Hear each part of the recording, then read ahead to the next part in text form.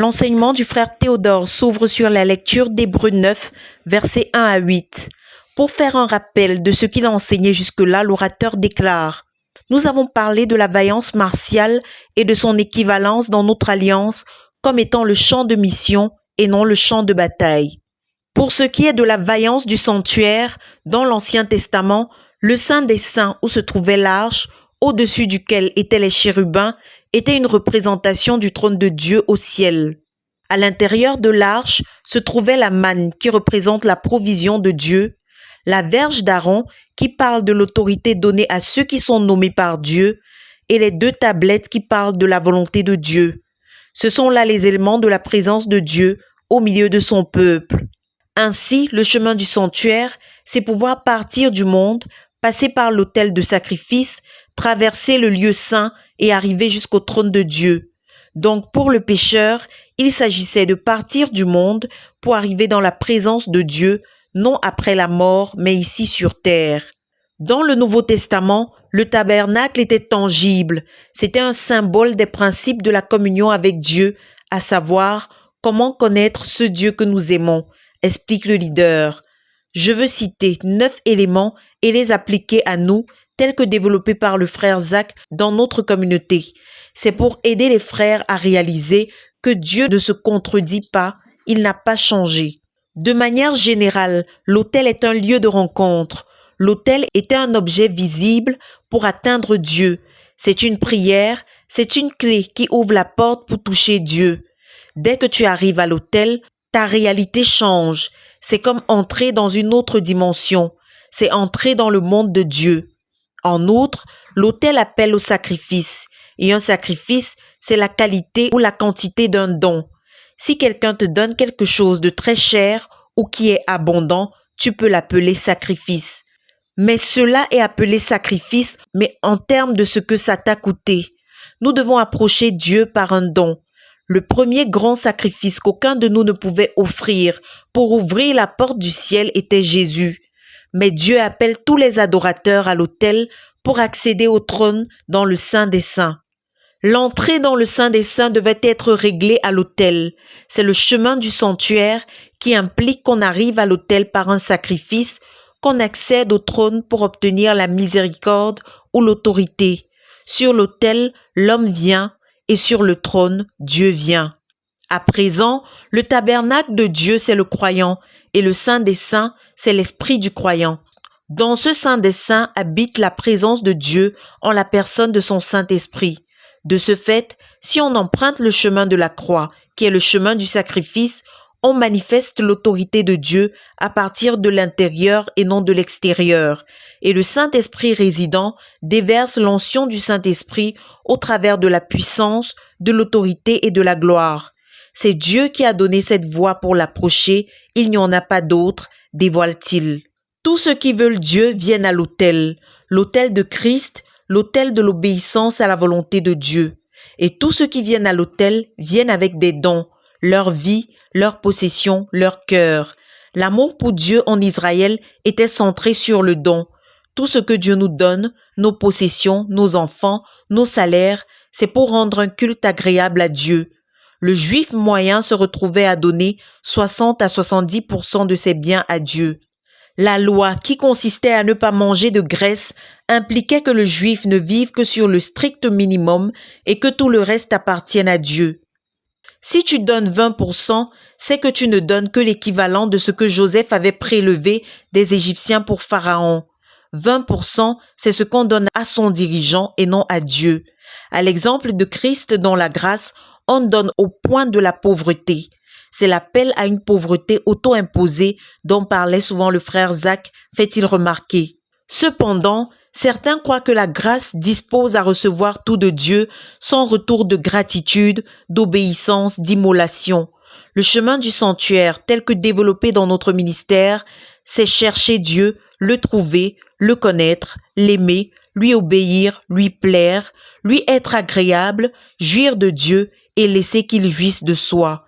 C'est l'appel à avoir faim de Dieu, soif de Dieu, à languir après Dieu pour le chercher et le trouver. Si nous faisons tous ces exercices qui rentrent dans le fait de chercher Dieu sans avoir faim de Dieu à la base, nous n'allons pas le trouver parce que nous serons comme des pharisiens. Quand il y a la faim de Dieu, on le trouve quand on le cherche, insiste-t-il. Comme le cas de Salomon qui avait offert des milliers d'holocaustes à Dieu au point où Dieu lui est apparu. Et dans cette seule apparition, Dieu lui a donné la sagesse, la richesse, l'autorité et, d'un jeune dirigeant confus, Salomon a reçu de Dieu un leadership sur toute sa génération. Salomon a expérimenté le don comme un moyen de rencontrer Dieu. Les 2 fois que Dieu lui est apparu, c'était en réponse à un don fou. Si on nous a enseigné le don, ce n'était pas pour envoyer des missionnaires, c'était pour que tu puisses rencontrer Dieu comme Salomon, c'était pour que Dieu puisse t'apparaître, qu'on apprenne de ceux de la Bible comment rencontrer Dieu, tel que décrit dans 1 Roi 8, verset 5. La Sulamite avait tellement donné qu'Élisée lui a demandé ce qu'elle voulait. C'est ce qui arrive quand c'est Dieu lui-même qui se met à ta recherche pour rencontrer tes besoins. Ainsi, à l'entrée du tabernacle, le premier pas pour le sanctuaire, c'est l'autel, le don, le sacrifice. Nous nous approchons de Dieu avec la louange, les actions de grâce, l'adoration, la prière, le jeûne et le don, à travers la sainteté, la séparation et la consécration. En Israël, il y avait un vœu appelé vœu de Naziréa.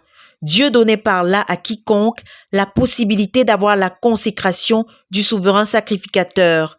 Pendant une certaine période, on pouvait vivre ce vœu, pas en vue d'obtenir quoi que ce soit de Dieu, mais pour être spécial pour Dieu, comme le sacrificateur. Le chemin du Naziréa faisait partie de la vaillance du sanctuaire, les séparations, la consécration, la sainteté. Dans notre ministère, nous devons développer la vaillance du sanctuaire. Nous devons avoir ceux qui connaissent, comme les Naziréens, la séparation des plaisirs légitimes qui peuvent être l'alcool, le sexe, le mariage. Samson avait été appelé à être naziréen dès la naissance. Dieu voulait lui donner la promotion d'avoir la stature d'un souverain sacrificateur dans sa relation avec Dieu. Mais il a joué avec le vin, les femmes, le sexe. Il a tout vendu pour se livrer au plaisir illégitime, déplore-t-il.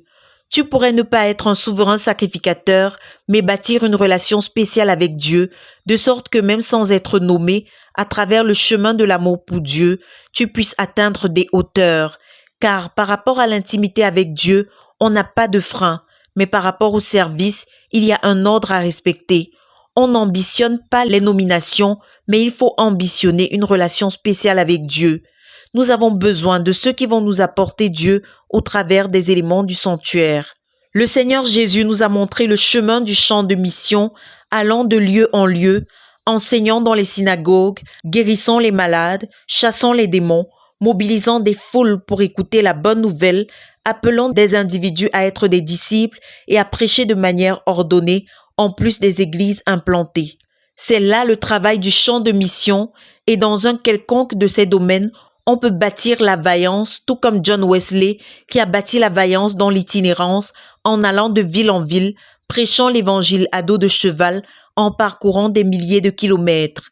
Et il y a le chemin du sanctuaire dont nous avons parlé, à travers la louange, le sacrifice, le jeûne, la sainteté, la séparation, la consécration, la prière, le don, l'enseignement. Les apôtres avaient choisi le chemin du sanctuaire pour la vaillance par la prière et l'enseignement, et ils ont laissé aux autres la gestion de l'argent qui était un service lévitique. La vaillance du sanctuaire, c'est ce qui apporte Dieu, la gloire, la présence de Dieu, l'autorité, la puissance, la transformation, le fruit, l'impact au peuple de Dieu, rappelle-t-il. Et nous pouvons développer la vaillance dans n'importe lequel de ces domaines du chemin du sanctuaire. Si nous avons des actes de vaillance sur le champ de moisson et la dévotion dans la vaillance dans le sanctuaire, nous aurons Dieu et les victoires, et notre nation sera une puissante nation. Que certains nous apportent des victoires et que d'autres nous apportent Dieu. Mais toi, apporte-nous quelque chose à tes dépens, recommande-t-il, avant d'inviter les frères à prier que Dieu suscite pour nous des ministres du sanctuaire et des chefs du sanctuaire. Alors qu'il donne des instructions claires sur la manière d'organiser la vaillance du sanctuaire dans l'église du quartier général et dans les départements du ministère, Le leader déclare: Nous voulons un quartier général trempé dans le sanctuaire. Le ministère de Zach Fomum a toujours placé la prière au centre de tout ce qu'on fait. Puis il invite les frères à prier que Dieu nous donne d'appliquer ceci avec patience et engagement, même si on échoue 10 000 fois en essayant d'y parvenir. De Koumé pour la RTVC, Cynthia Siaka.